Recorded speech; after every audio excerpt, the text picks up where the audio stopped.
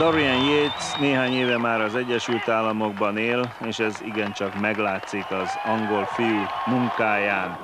Ő nyerte a versenyt, és az elsőséggel járó $100,000 díjat.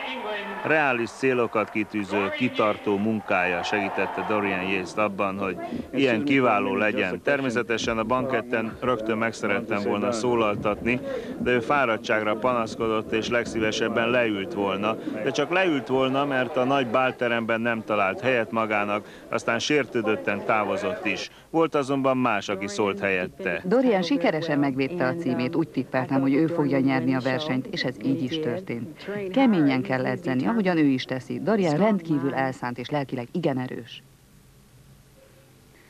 Természetesen az Atlantában élő Lee Haney-t is utolértük.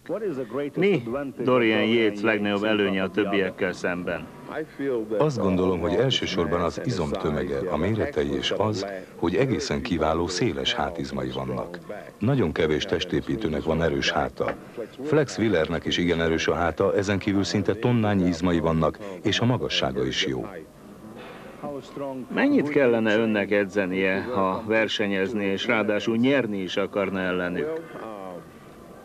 Amiben megelőzöm Dorian Yates-t, az nem annyira az izomtömeg és a méret, ebben körülbelül hasonlóak vagyunk, hanem általában véve az egész testalkat és az arányok. Ebben felette állok. Ez szimmetria kérdése. Én rendelkezem a megfelelő izomtömeggel és szimmetriával. Nem hiszem, hogy Dorian veszélyt jelentene számomra. Csupán keményen kellene edzenem, jó formában hoznom magam, és nagyobbra növelni az izomtömegemet. Nézze, ez egy genetikai, Istentől kapott adottság, olyasmi, ami ellen Dorian semmit sem tehet, sőt, mások sem. Az ember vagy ezzel születik, vagy nem.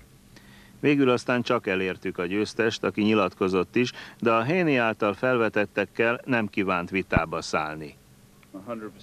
Én mindig 100%-ra törekszem, és igyekszem fejlődni évről évre. Személy szerint nekem ez a fontos.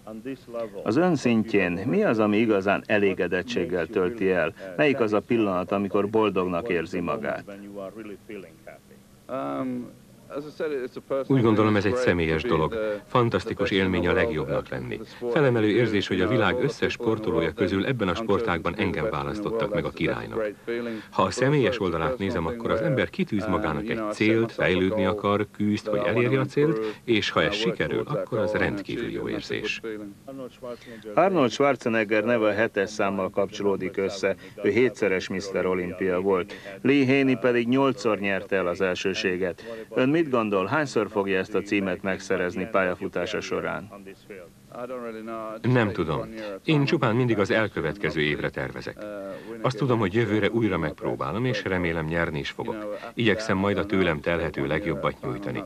Nem tudom, hogy utána mi lesz. Ahogy mondtam, csak egy évre tervezek.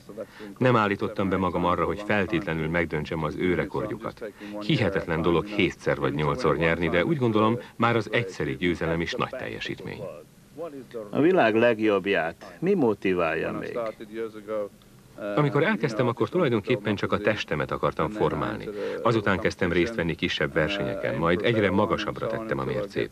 Most, hogy a világ tetején vagyok, és mivel ennél magasabbra nem juthatok, az a motivációm, hogy ezt a helyet megőrizzem. Mindent megteszek azért, hogy a többiek ne érjenek utol. Ez az, ami most hajt. Ez azt jelenteni, hogy már nem is képes többre? Remélem, hogy képes vagyok. Ha az ember egyszer azt mondja magának, hogy ennél már nem lehet jobb, akkor ez azonnal realitássá válna. Ha viszont az ember elhiszi magáról, hogy tud még fejlődni, akkor el is tudja érni, amit akar.